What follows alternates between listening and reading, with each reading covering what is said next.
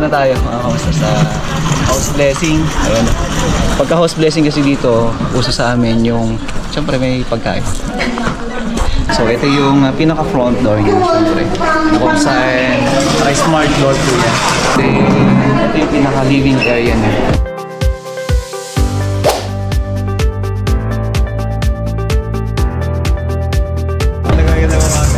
So pupunta tayo ngayon dun sa may tapos sa proyekto natin kay Nitabel, no? So bali pupunta tayo doon para sa house blessing nila ngayon. And so house blessing ngayon, mga kamusta, no? Hello, anak! Thank you.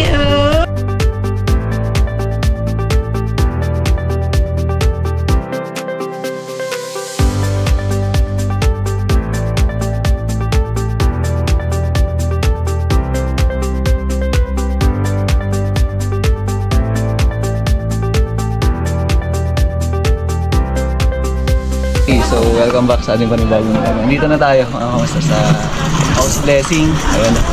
Pagka house blessing kasi dito, uso sa amin yung, syempre may pagkain. Syempre parang pasasalamat na rin natin na may ito, natapos na itong proyekto natin. Actually marami pa tayong gagawin dito kasi yung kitchen, ayan.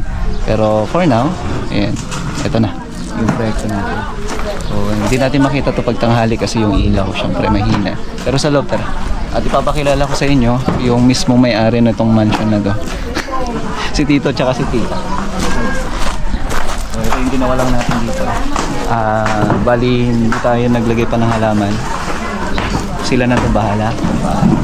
Bali kinalagyan ko lang siya ng buhangin lang siya para at least maganda siya tingnan, maayos. Yun lang na. So yung garage natin,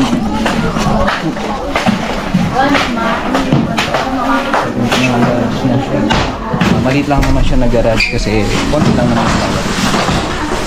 So ito yung pinaka front. Okay,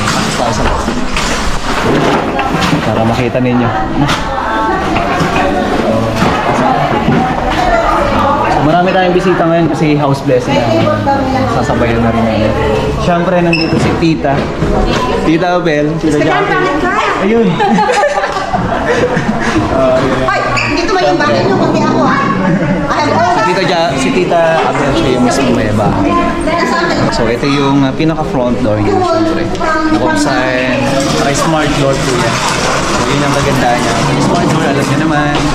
Then ito yung pinaka living area niya. So there's enough space para dun sa pag-occupy ng mga bisita natin. Like kagaya ngayon. So napakaluwang. Tingnan nyo naman yung curtain, napakataas. So yung TV natin, TV console natin. So naglagay lang tayo dyan ng backlight para tapos may floating cabinets. Floated panels. Siyempre yung mga stock natin. And yung ating supervisor, quality control, si engineer, si secretary natin, si engineer. Pinaka-cute na engineer natin. So napakasarap mo mapusto sa kanilang syempre. So ito na yung cabinet natin. So pasok tayo dito sa akin. Ito na yung dining area. So ito na yung dining area. Tignan nyo naman yung ceiling ng dining area. Tapos yung so glass lang talaga siya. And then yung pinaka-base niya is yung ating wood, mga kamastab sa nakaganda. Okay? So, tingnan nyo yung ating curtain. Hello po. Ayan o, isang follower natin. At best friend ni Tita Abel. From Tugigaraw. Oh, from Tugigaraw. Shoutout sa mga taga-Tugigaraw. So, ito yung kitchen natin. So dito magkakaroon naman tayo ng final vlog dito, pero syempre gusto kong content kayo to, lalo na't gusto ni Tita na i-content din natin ngayong araw na to. So ito yung mayroon tayong guest room dito, napakalamig. So yung guest room natin. Ayan. So, pasilip lang natin yung guest ko.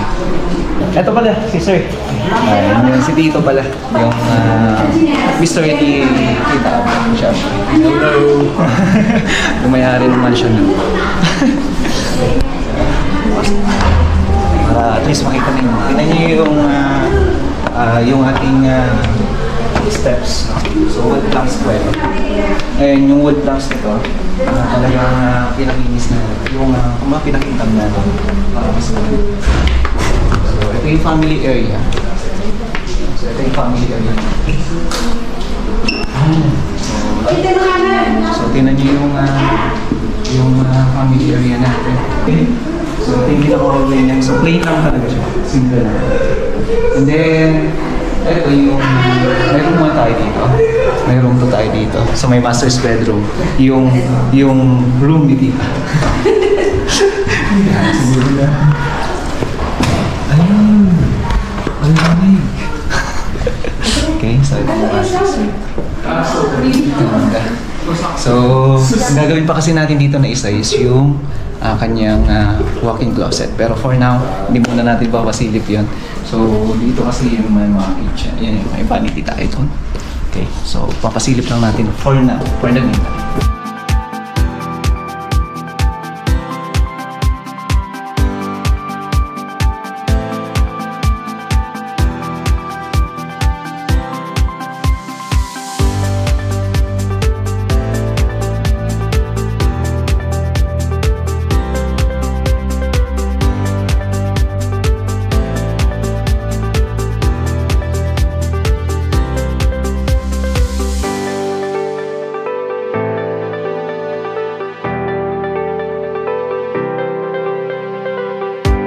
Pipila na dahil kakain na tayo.